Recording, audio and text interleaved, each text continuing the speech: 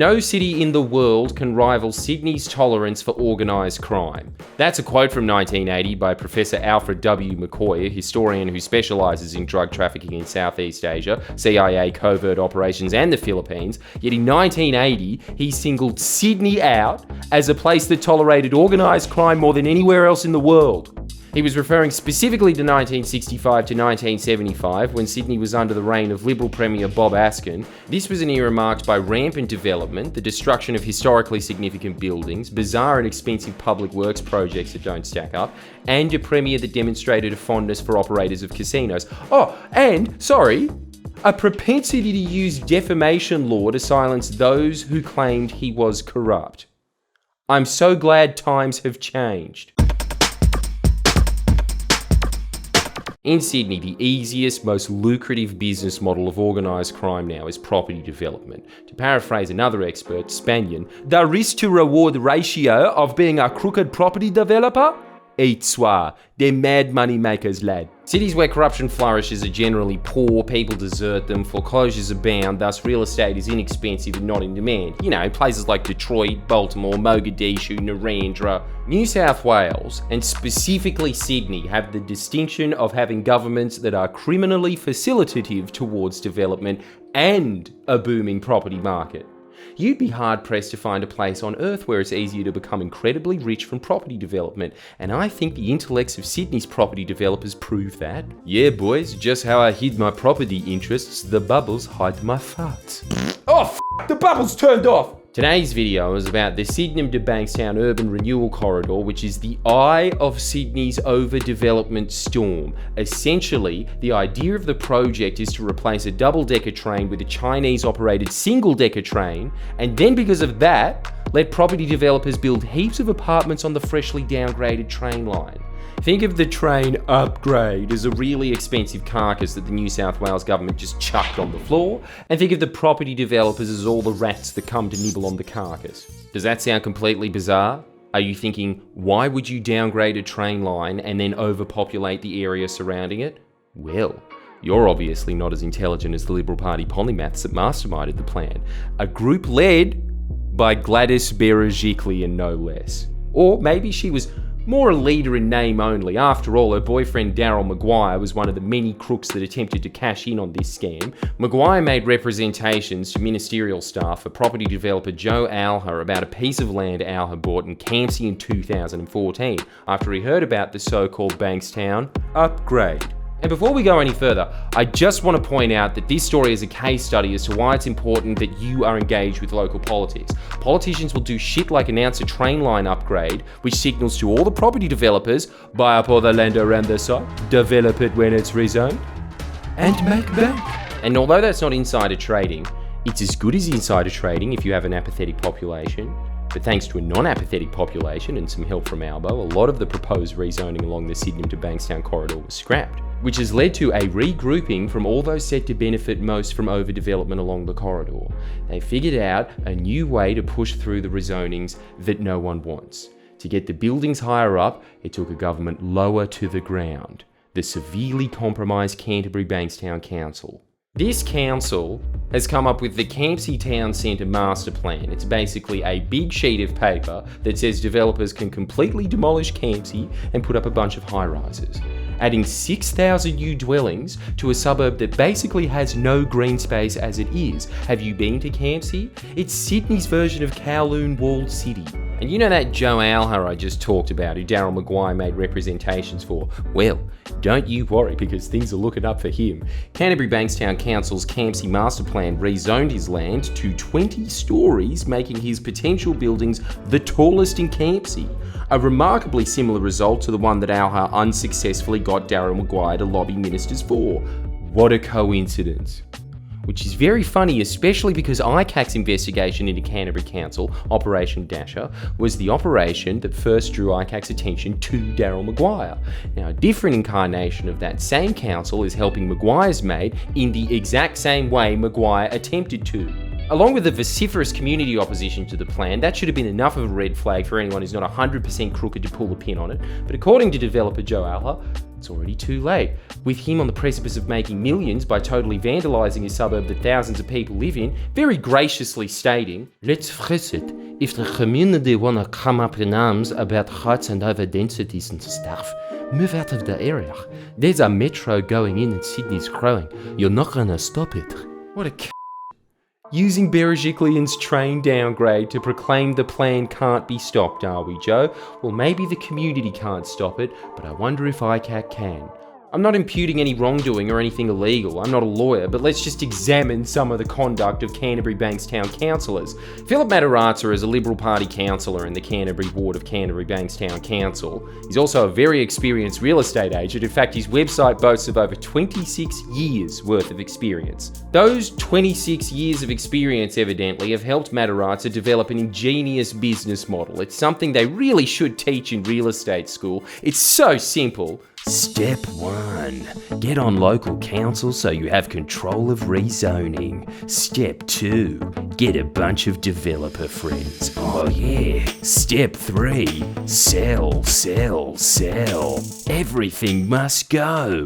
I've confirmed Philip sold options in property in an area that was set to be rezoned. In case you're wondering what options are, they're essentially a contract that says that the buyer will pay a small amount of money to the seller to reserve the opportunity to buy something for a set price at a later date. When developers buy property options, it's basically a bet that the area is going to be rezoned. Now you're probably thinking, but Geordies, if I follow this business model, how will buyers know I have such great relationships with developers, and how will developers know to use me for my potential special rezoning abilities? Well, because we're in Sydney, and as pointed out before, it's a city with a tolerance for this kind of shit, you just have to make flyers and advertise it. Here's an actual advertisement from sitting Liberal Party councillor Philip Madirazza about how he sold properties for a record price in Campsie. I believe the price was something like 2.7 million for each house, or 5.5 million in total, in Campsie in 2016, when the median house price in Campsie for that year was a little over 1.2 million. Note how the same flyer says, "Sold to developer with consent to New South Wales State Planning for rezoning to 9+ stories." Now, admittedly, I believe the options were sold just before Philip became councillor. Yet the period in which the buyer could choose to exercise the options lasted well into Phil's term as councillor, meaning that just after the options were sold, Phil had power over the consent that he advertised on the flyer. Now, we attempted multiple times to confirm the veracity of this flyer and confirm involvement in the Harold Street properties advertised on the flyer from Phil himself, but he refused to answer when he was on the phone or respond to emails, so we confirmed the flyer and his involvement through other means.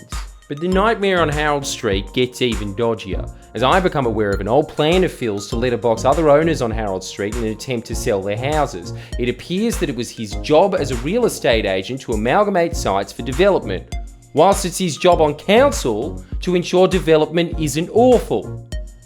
No conflict of interest there, just a lot of cash. Phil's website boasts of targeted site acquisition and development site amalgamation and rezoning and planning proposal consultation, which, sorry, is it just me? But I tend to think you shouldn't control rezoning if you're a rezoning consultant. I mean, I suppose it gives him a lot of experience for his resume.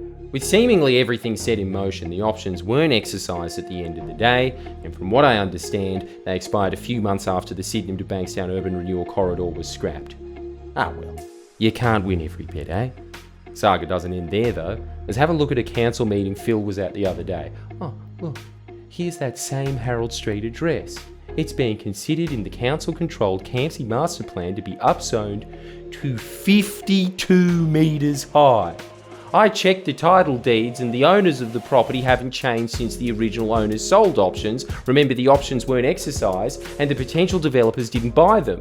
Even the other side at Harold Street that Phil planned to letterbox is owned by the same people as earlier, which is bizarre because developer Mascon, yes, real name spelt Mascon, they're advertising a 120 block apartment complex on 2 to 10 Harold Street, despite not owning any of the property. How could you advertise a development without owning any of the land within said development? You could buy it as an option, I guess. which means that there's a possibility developer Mascon is sitting on options waiting for the Campsie master plan to be passed, with perhaps the real estate agent within the deal being a sitting councillor. I mean, it's just a theory. Phil might not be the agent, but Phil's done it once. Maybe he'd do it again.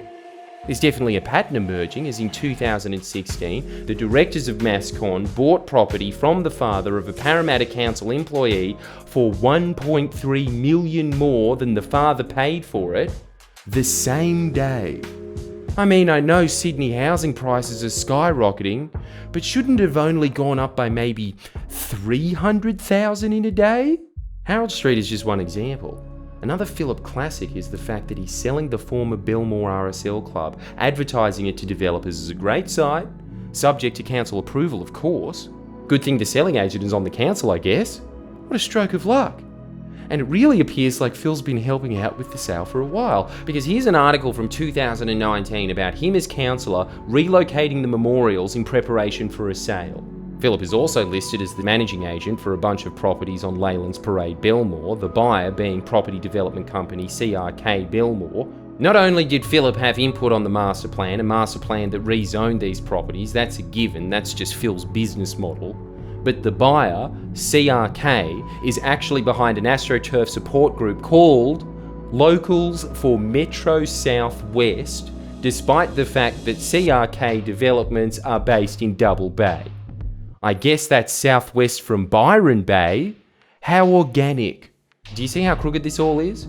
Sydenham to Bankstown train upgrade and urban renewal championed by Berejiklian, who at the time had a secret undeclared boyfriend who eventually got caught up in a corruption probe investigating a council and property development along that corridor. Property developers setting up AstroTurf groups in support of the train upgrade, and those same developers using a real estate agent who also happens to sit on the council in charge of rezoning, then that same council rezoning a site to the specifications Daryl Maguire's mate was asking for. And believe me when I say, this is just the tip of the iceberg. We are just scratching the surface when it comes to the development around Canterbury-Bankstown. Something is rotten in the state of Campsie, and it's not just the fish market at the end of the day. It's already abundantly clear that the Campsie master plan has only come about through relentless and really shady developer lobbying. It has no credibility within the community, no long-term viability, and it is embarrassing and shameful that anyone, let alone Labor's Mayor Carl Asfer, isn't opposing it.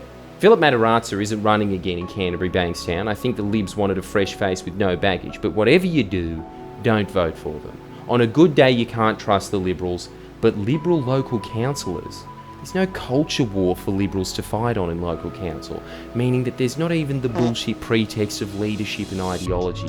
Being on local council to most Liberals is purely a commercial exercise. Why else would the state Libs continually vote down legislation that stops property developers and real estate agents serving on local council? We need a royal commission into property development. But like most royal commissions, it'll probably come too late, so just vote these out tomorrow. Like and subscribe.